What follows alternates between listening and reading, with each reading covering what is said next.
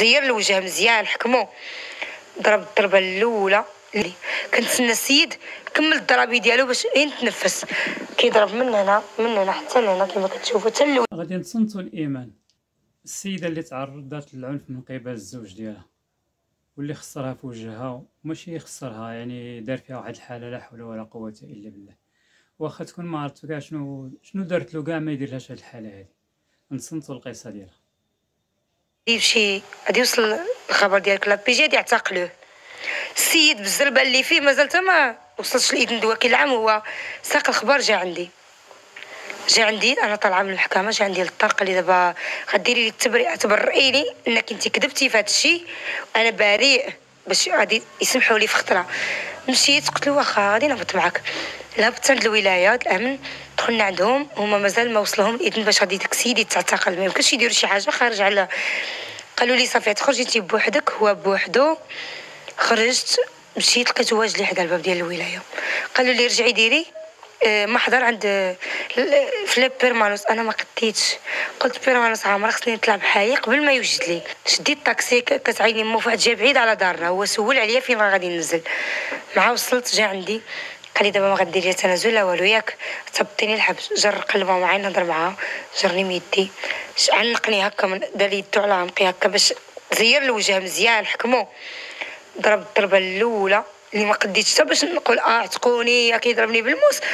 بقيت ساكته وكنتسنى فوقاش يسالي، كنتسنى السيد كمل الضربي ديالو باش يتنفس. كيضرب من هنا حتى لهنا كما كتشوفوا حتى الودن، مور الودن ديالي، ومن هنا حتى فمي حتى لهنايا. هاد الضربه هي اللي كانت صعيبه بزاف، كتشوفوها كي دايره غارقه. هادي راه الشحم خرجت لي.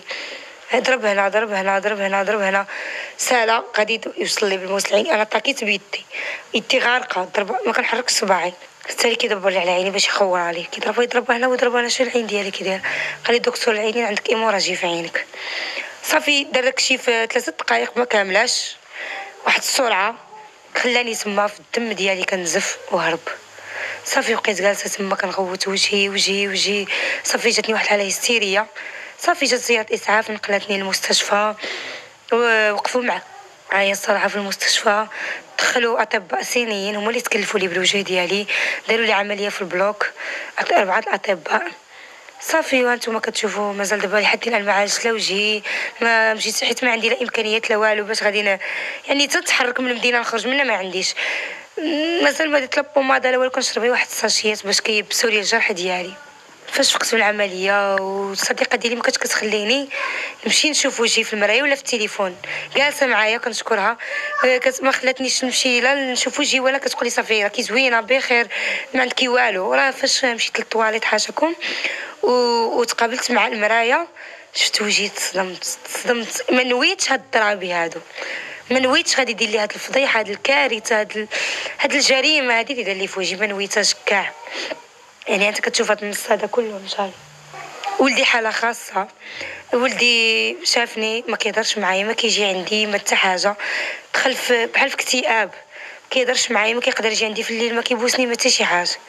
كنجيب له الوليدات باش يفوجوا عليه باش يلعب شويه باش يقدر يرجع لحالته الطبيعيه. كنقول قضاء الله وقدره، وربي ملي كيبغي شي حاجه عنده فيها واحد الحكمه.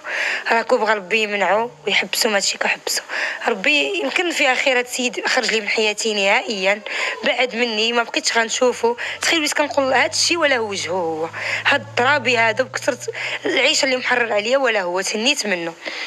في الليل كنبقى نفكر لا ولا عندي تخوف في الليل. السيد كيجي والله غادي يجي صافي يكمل عليا. فهمتي ركب فيا الخوف بزاف. تواصل معايا طبعا، اتصل بيا من السجن البارح في 11 ديال النهار. اتصل بيا قال لي ديري لي التنازل. يعني السيد كيشافني عند هو كيلعب، شاف هذا الوجه ديالي كي داير طامع في التنازل. قال لي ديري لي التنازل وانا حياتي ضاعت. قلت له شوف راك شتي وجهي وانا حياتي ضاعت وقطعت عليه. هاد السيد ما بقاش يتصل بيا، ما كنحمش نسمع صوته ولا هضرته ولا حتى حاجه ديالو. انا كنطالب وجهي يرجع كما كان ولو غير شويه.